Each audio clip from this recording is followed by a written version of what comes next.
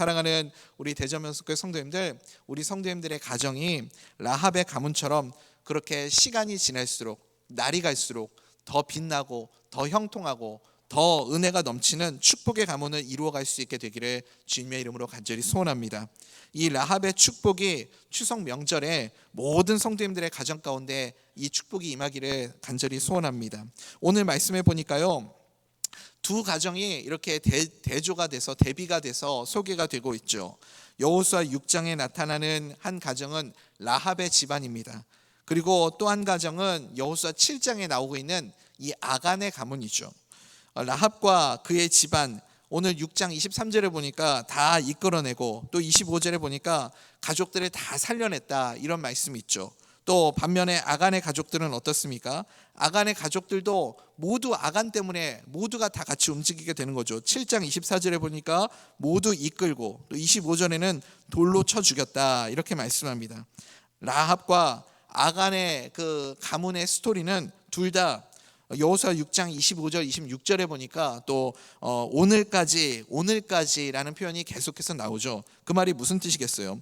오랫동안 계속해서 길게 그렇게 기억되고 하나님의 저주가 혹은 하나님의 은혜가 남겨지게 되었다라는 말씀 아닙니까? 라합과 그의 집안은 이 여리고성 사건을 기점으로 해서 라합의 가문은 점점 상승 곡선을 타기 시작합니다. 그리고 반면에 이 아간의 집안은 바로 이 여리고성 사건 때문에 곤두박질치는 그런 하강 곡선을 그리다가 흔적도 없이 사라지게 되는 그런 가문이 되어버립니다. 왜 이런 결과를 낳게 되었을까요? 오늘 본문에서 아간을 어떤 가문이라고 소개합니까? 우리 1절 말씀 다시 한번, 여호수아 7장 1절 말씀입니다. 한번 읽어볼까요? 시작. 유다 지파, 우리 한번 읽어보겠습니다. 시작. 이스라엘 자손들이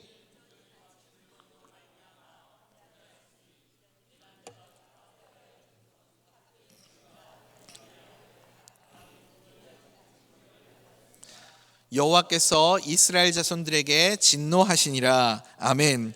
유다 지파 세라의 증손 삽디의 손자 갈미의 아들 아간, 굉장히 길게 이 아간의 가문을 소개하고 있는 것을 볼 수 있습니다. 일단 이 아간은 어느 지파 출신이죠? 유다 지파 출신이에요. 유다 지파는 장자 역할을 하는 지파 아닙니까? 가장 축복받은 지파. 성경이 유다 지파를 통해서 메시아가 탄생하게 될 것이라고 예고하고 있지 않습니까? 그래서 이 유다 지파는 12지파 가운데 가장 축복받은 지파라고 말할 수 있습니다. 유다라는 의미가 무엇이에요? 하나님을 찬송하다, 찬양하다, 그런 의미를 가지고 있죠. 정말 좋은 이름인데, 그런데 이게 신약의 이 가룟 유다 때문에 유다라는 이름을 우리가 잘 안 쓰는데 사실은 굉장히 좋은 의미를 가지고 있는 이름이죠. 그 다음에 이 유다 지파에 또 어디에 속해 있냐면 세라의 증손이다. 세라는 씨를 뿌리다, 빛이 떠오르다, 이런 아주 좋은 의미를 가지고 있는 이름입니다. 풍성한 열매를 맺고 온 세상을 비추는 그런 이름입니다. 이런 영광스러운 가문 출신이 아간이라는 거죠. 또 삽디는 선물이라는 뜻을 가지고 있어요. 그래서 그냥 선물이 아니라 기쁨의 선물, 하나님의 기쁨이 되는 선물이 이 삽디다, 이런 뜻인 것이죠. 선주의 귀한 선물을 받아 누리는 자가 누구였는가? 바로 이 아간이라는 가문이었다는 것이죠. 더 나아가서 갈미의 아들이다, 이렇게 소개하고 있죠. 갈미는 누구냐? 열매라는 뜻을 가지고 있습니다. 그냥 열매가 아니라 포도송이처럼 그렇게 주렁주렁 열리게 되는 열매를 의미합니다. 성경에서요, 여러분 혹시 어떤 한 인물을 소개하는데 이렇게 많은 가문의 이름들을 쭉 나열하면서 소개하는 인물을 보신 적 있으십니까? 물론 예수님이 있죠. 예수님. 마태복음 5장에 보면 예수님의 족보가 쭉 나오지만 예수님은 당연히 우리 메시아, 성경의 주인공이니까 그렇게 자세하게 기록되는 게 당연한 것이고, 예수님을 제외하고요, 예수님 빼고 이렇게 자세하게 한 사람의 가문에 대해서 소개하는 인물을 보신 적 있으신가요? 없어요. 아간이 유일합니다. 그만큼 대단한 가문의 출신의 엄청난 그 축복을 받은 사람이 누구냐면 아간이라는 사람이라는 거예요. 예수님 말고 가장 길게 소개되는 그런 사람이 아간입니다. 엄청난 하나님의 은혜와 열매를 받아 누릴 그 영광스러운 가문을 이어갈 자가 아간이었습니다. 그런데 이 아간은 모든 사람들의 예상을 깨고 흔적도 없이 역사 속에 사라져버리게 됩니다. 왜 그랬을까요? 무슨 이유 때문입니까? 여호수아 7장 24절부터 26절까지 우리 한번 읽어볼까요? 시작. 여호수아가 이스라엘 모든 사람과 더불어 세라의 아들 아간을 잡고 그 은과 그 외투와 그 금덩이와 그의 아들들과 그의 딸들과 그의 소들과 그의 나귀들과 그의 양들과 그의 장막과 그에게 속한 모든 것을 이끌고 아골 골짜기로 가서 여호수아가 이르되 네가 어찌하여 우리를 괴롭게 하였느냐? 여호와께서 오늘 너를 괴롭게 하시리라 하니 온 이스라엘이 그를 돌로 치고 물건들도 돌로 치고 불사르고 그 위에 돌 무더기를 크게 쌓았더니 오늘까지 있더라. 여호와께서 그의 맹렬한 진노를 그치시니 그러므로 그곳 이름을 오늘까지 아골 골짜기라 부르더라. 아멘. 당사자인 아간뿐만 아니라 사랑하는 가족들, 속해 있는 짐승들, 땀 흘려 모았던 모든 재산들, 금은 보화까지도 다 한순간에 불태워져서 잿더미로 변하고 말았습니다. 이스라엘 백성들 모든 지파들 가운데, 모든 가문들 가운데서 가장 축복을 많이 받을 것이라고 그렇게 많은 사람들이 예상했던 아간의 집안이 한순간에 몰락해버리고 말았습니다. 그를 믿고 따랐던 가족들마저도 다 돌무더기에 묻혀버리게 되었습니다. 아골골짜기에 묻히게 된 그런 가문이 되었습니다. 반면에 성경에서 또 다른 한 가문을 이 여리고 사건을 기점으로 해서 우리에게 소개해주고 있죠. 어떤 가문입니까? 라합의 가문입니다. 이 라합은요, 어디에 살던 사람입니까? 멸망이 예고되어 있는 성, 멸망될 수밖에 없는 성 여리고성 출신이에요. 그리고 이 이방 여인입니다. 이스라엘 백성도 아니죠. 게다가 이 여인의 생계를 이어갔던 일이 무엇을 했습니까? 가족의 생계를 책임져야 하기 때문에 그래서 자신의 몸을 팔아야 했던 그런 기구한 인생을 살았던 사람이 이 라합이라는 사람입니다. 성경은요, 참 어떨 때는 잔인하다라는 생각이 들 정도로 계속해서 이 여인을 소개할 때마다 수식어처럼 기생이라는 단어를 붙여서 우리에게 소개하고 있습니다. 기생 라합, 심지어 믿음의 선조들을 소개하는 히브리서 11장에서조차도 이 여인에 대해서 소개할 때 기생 라합이다 이렇게 소개하고 있습니다. 왜 이렇게 항상 수식어처럼 이 기생이라는 단어가 이 여인 앞에 붙게 될까요? 그거 말고는 이 사람을 설명할 수 있는 것이 없기 때문에 그렇습니다. 그만큼 부끄러운 인생을 살았고 초라한 인생을 살았고 드러낼 거 하나도 없고 자랑할 거 하나도 없는 인생을 살았던 사람이 바로 이 라합이라는 사람이라는 거예요. 라합은 멸망당할 수밖에 없는 성에서 진멸될 수밖에 없는 그 비극적인 운명 가운데 처해 있었던 사람이었습니다. 아간과 한번 비교해 보십시오. 아간과 이렇게 비교해 보면 모든 면에서 상대가 되지 않는 사람 아닙니까? 그런데 이런 그녀가 여리고성이 무너지는 그 과정 속에서 어떻게 되었습니까? 우리 6장 25절 말씀 한번 읽어볼까요? 시작. 여호수아가 기생 라합과 그가 오늘까지 이스라엘 중에 거주하였으니 이는 여호수아가 여리고를 정탐하려고 보낸 사자들을 숨겼음이었더라.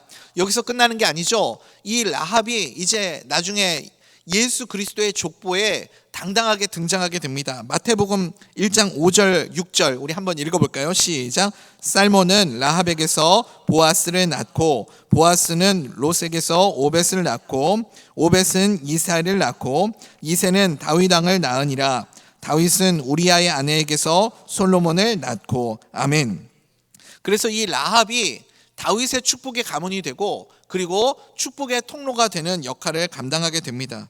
역전이 일어나는 것이죠. 이방 사람이었고 기생이었고 멸망당할 수밖에 없는 그 여리고성 출신인 이 기생 라합이 나중에는 당당하게 이 유다 지파의 편승이 되고 그리고 가장 명문가 이 나손의 아들 살몬과 결혼하여서 가장 영광스러운 명문가의 며느리가 되고, 그리고 또 축복의 사람으로 살아가게 되는 것을 보게 됩니다.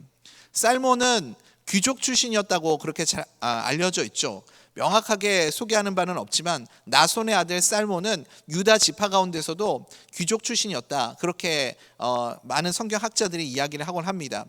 살몬이 우리 윤은선 목사님이 좋아하는 연어가 아니고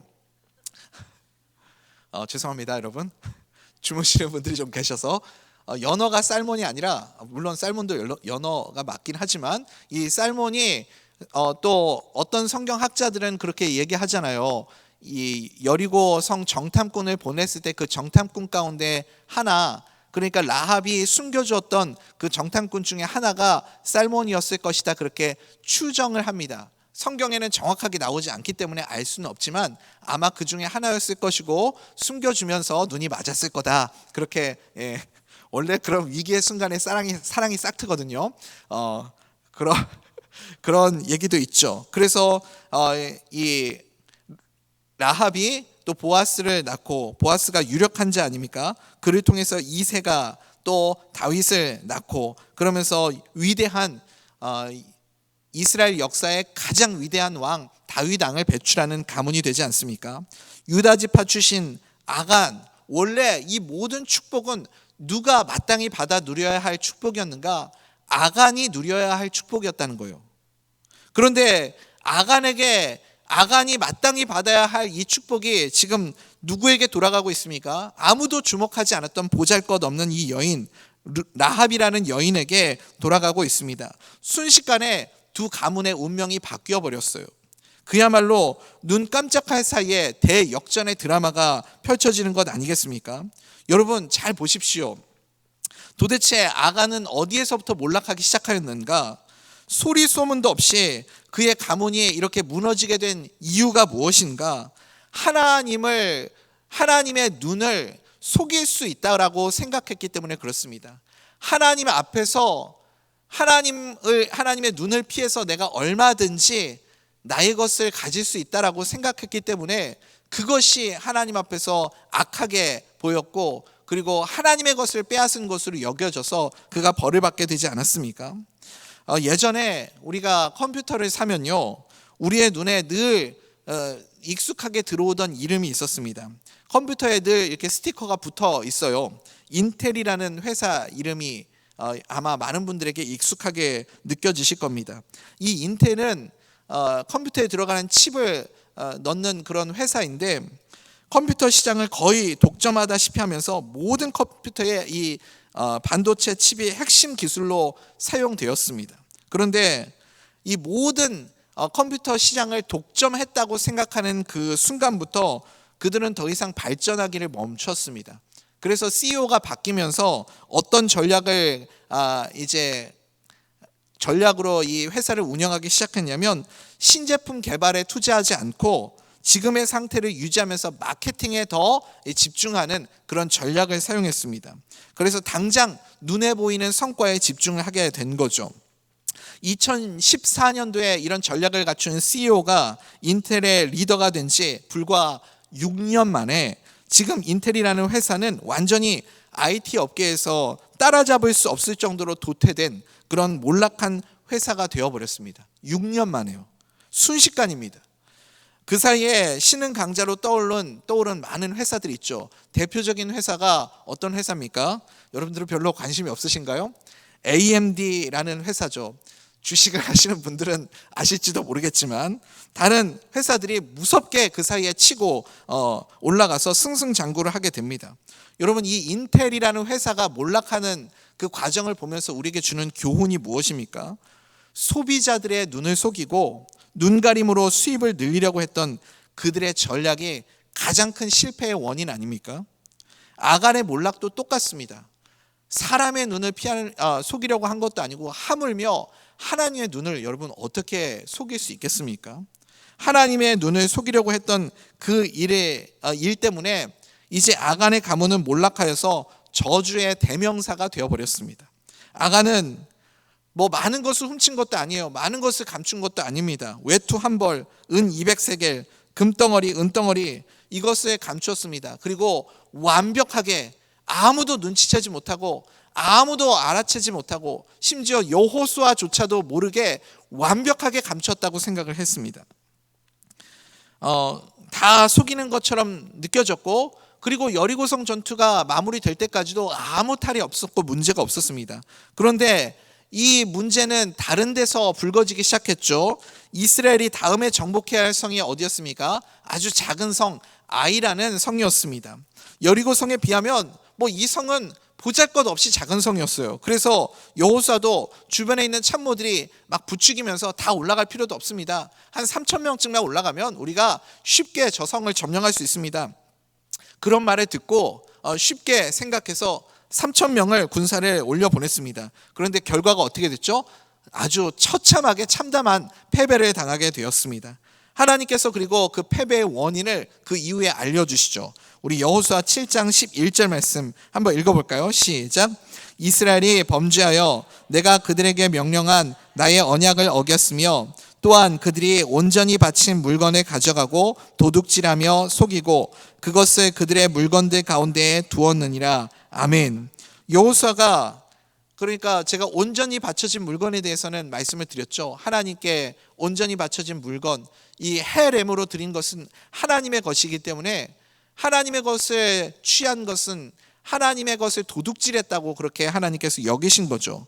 그래서 이것 때문에 하나님이 이스라엘 백성들에게 벌을 내리셨다. 한 사람에게 벌을 내리는 것이 아니라 한 사람이 범죄함을 통해서 민족 전체에 하나님이 벌을 내리시는 것을 볼 수 있습니다. 여호수아가 급히 온 백성을 소집합니다. 그리고 지파별로 정렬을 시켜놓고 제비를 뽑죠.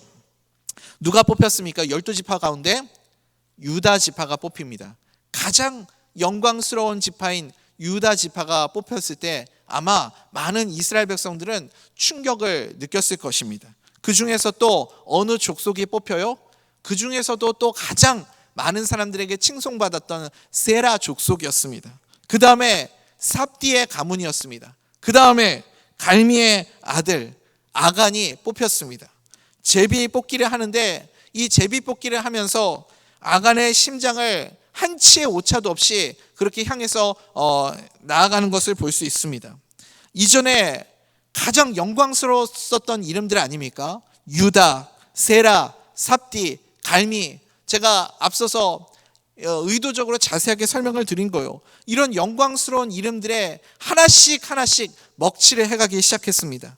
하나님은 누가 무엇을 어디에 어떻게 숨겼는지 1절 말씀하지 않았습니다. 가르쳐 주시지도 않았습니다. 하지만 이 제비 뽑기는 아주 정확하게 아간을 지목해서 그렇게 좁혀 들어갔습니다.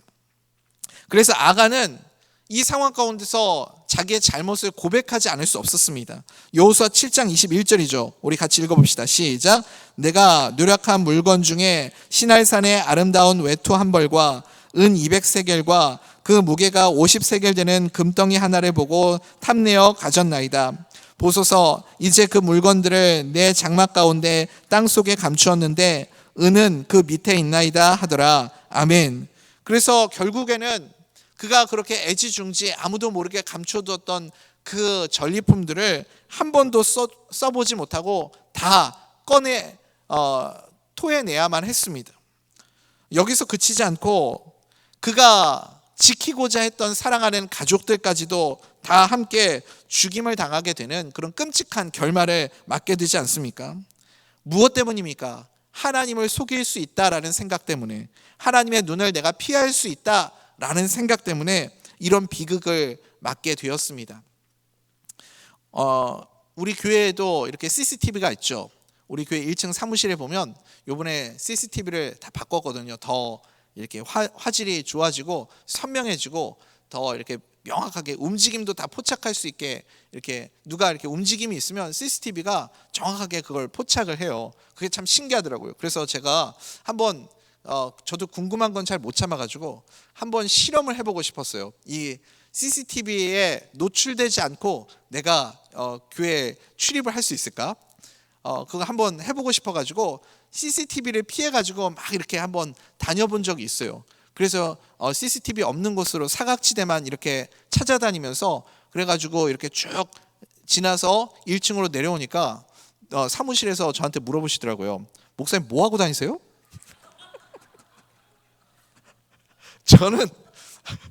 저는 CCTV를 잘 피해서 그렇게 잘 피해가지고 요리조리 피해가지고 다니고 있다고 생각을 했는데, 그런데 CCTV를 지켜보고 있는 사람 입장에서는 뭐 하고 다니는 걸까?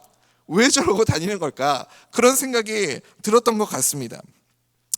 나중에 알고 보니까 제 일거수일투족이 이게 다 CCTV에 포착이 되어서 녹화가 되고 있었습니다.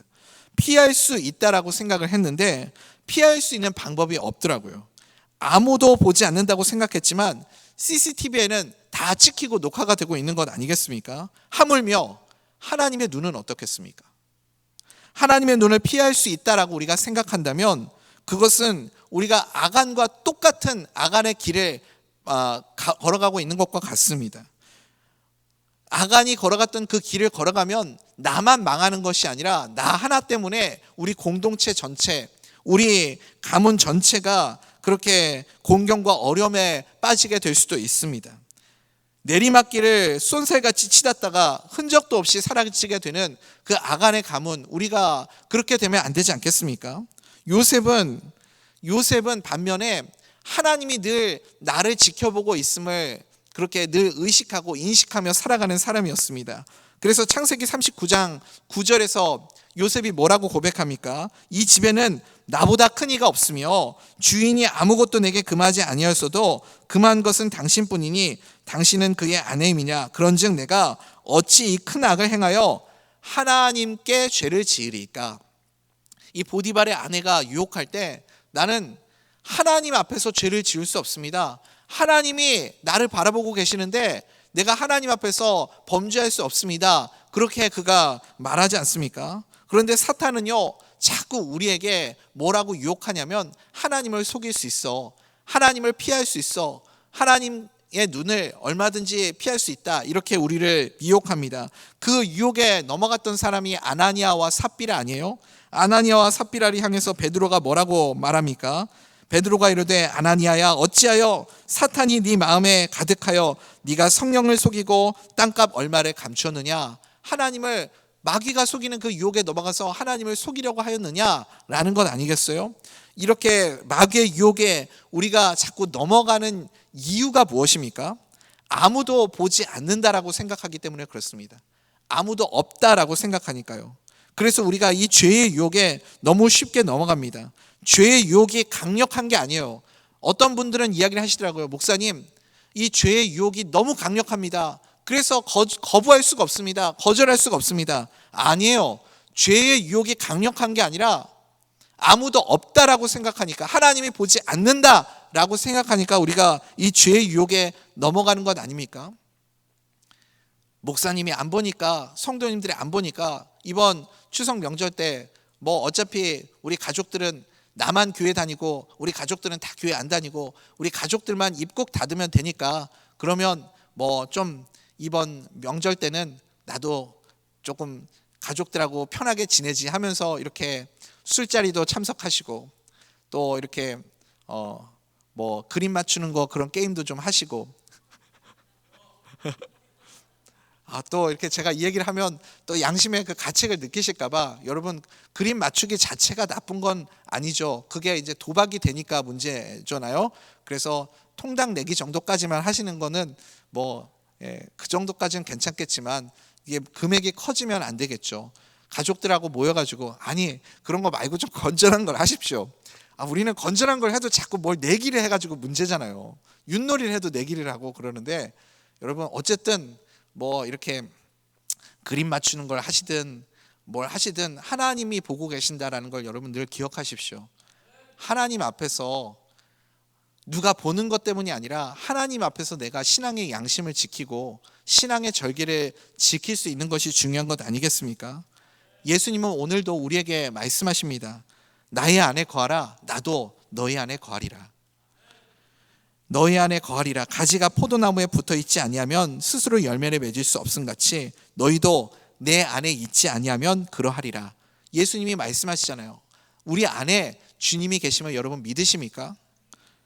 예수님이 내 안에 계십니다. 우리는 분명히 그 주님의 임재를 누리며 살아가야 하는 자들임을 믿습니다. 아무도 보지 않는 곳에서, 아무도 없는 곳에서, 우리의 사람들 시선 때문이 아니라 그곳에서 우리가 예수님을 바라볼 수 있는 믿음의 사람들 될 수 있기를 간절히 소원합니다. 여러분, 아무도 없다라고 생각되는 그때에 그곳에서 주님이 나와 함께 하심을 기억하며 주님과 더 친밀한 교제를 누릴 수 있는 축복의 사람들 될 수 있기를 간절히 소원합니다. 그러면 우리는 무엇을 깨닫냐면, 나는 주님의 눈을 속일 수 없구나, 주님을 피해서 살아갈 수 없구나. CCTV도 못 피하는데 여러분, 주님의 눈을 어떻게 피하겠어요? 피할 수 없구나, 그것을 깨닫게 되는 것이죠. 지금 우리 사랑하는 성도님들, 어떤 상황에 놓여 계십니까?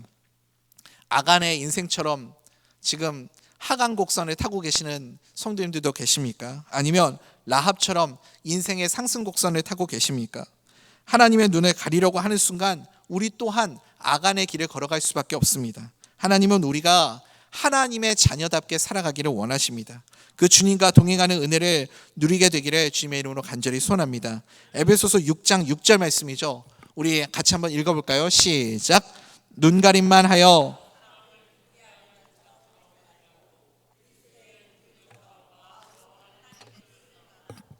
아멘. 하나님의 마음을 기쁘게 하는 자가 되기를 간절히 소원합니다. 사람들의 눈을 속일 수 있을지 몰라도 하나님은 속일 수 없습니다. 지금 우리 성도님들은 어느 쪽에 향해 가고 계십니까? 라합 쪽인가요? 아니면 아합 쪽인가요? 아간 쪽인가요? 죄송합니다. 아간 쪽인가요? 라합 쪽인가요? 라합은 정말 보잘것없는 존재 아니었습니까? 정탐꾼과 약속한 딱 한 가지, 무엇만 바라봤냐면 붉은 줄만 바라봤습니다. 붉은 줄을 창문에 메고 여리고성이 무너지는 그 순간, 여리고성이 멸망하는 그 순간, 마지막 순간 끝까지 무엇만 바라보았냐면 붉은 줄만 붙잡고 있었습니다. 붉은 줄이 누구를 의미합니까? 우리의 구원 되시는 예수 그리스도를 상징합니다. 어느 순간에도 이 라합은 그 붉은 줄에서 시선을 놓지 않았습니다. 그 결과가 어떻게 되었죠? 온 가족이 구원받고 명문가의 집에 속하여 대대손손 그 이름이 기억되는 영광스러운 축복의 가문이 되었습니다. 이런 은혜가 우리 성도님들의 가정 가운데도 임하게 되기를 간절히 소원합니다. 다윗처럼 우리도 이렇게 고백합시다. 내가 여호와를 항상 내 앞에 모심이요. 시편 16편 8절 말씀 아닙니까? 이 말씀처럼 언제나 주님과 가까이 하시고 함께하는 우리 대전 명석회 성도님들 되시기를 간절히 소원합니다.